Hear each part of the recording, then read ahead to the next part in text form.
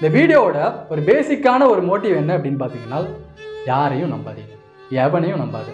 அவன் எவ்வளோ பெரிய ஒரு செலிபிரிட்டியாக இருந்தாலும் சரி, எவ்வளோ பெரிய ஒரு இன்ஃப்ளூயன்சராக இருந்தாலும் சரி, எவ்வளோ பெரிய ஒரு யூடியூபராக இருந்தாலுமே நீங்கள் அவனை பார்க்குறீங்க அப்படின்னா அவங்கக்கிட்ட டைமை நீங்கள் இன்வெஸ்ட் பண்ணுறீங்க. அதை விட பெரிய விஷயம் வேறு எதுவுமே கிடையாது. அதை தாண்டி நீங்கள் வேறு எதுவும் கொடுக்கணும் அப்படின்னு சொல்லிட்டு அவசியம் கிடையாது. நீங்கள் கிட்ட ஒரு 10 நிமிஷம் நீங்கள் இன்வெஸ்ட் பண்ணுறீங்க அப்படின்னா இன் ரிட்டன் உங்களுக்காக ஒரு இன்ஃபர்மேட்டிவான ஒரு விஷயத்தை உங்ககிட்ட நான் கொடுக்கணும். அதோட உங்களுக்கும் எனக்கும் இருக்கிற டீலிங் முடிஞ்சு போச்சு. அதை தாண்டி என் மேலே நீங்கள் ஒரு லவ்வோ, கேரோ, மைரோ, ஹோப்போ, ட்ரஸ்ட்டோ எது வச்சாலுமே அந்த ஒரு விஷயத்தையும் அந்த இன்ஃப்ளூயன்சர் காசாக மாற்ற ட்ரை பண்ணுவான், காசாக மாற்றிடுவான். இப்போ புரியுதா கான்செப்ட் உங்களுக்கு?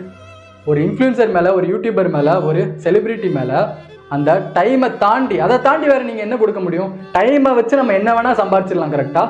ஸோ நீங்கள் உங்களோட டைம் அவங்ககிட்ட இன்வெஸ்ட் பண்ணுறீங்க, இன் ரிட்டன் இன்ஃபர்மேட்டிவாக ஏதாச்சும் உங்களுக்கு கொடுக்குறாங்க அப்படின்னா அதை எடுத்துக்கோங்க. அப்படி இன்ஃபர்மேட்டிவாக எதுவும் கொடுக்கல அப்படின்னா அந்த டைமே நீங்கள்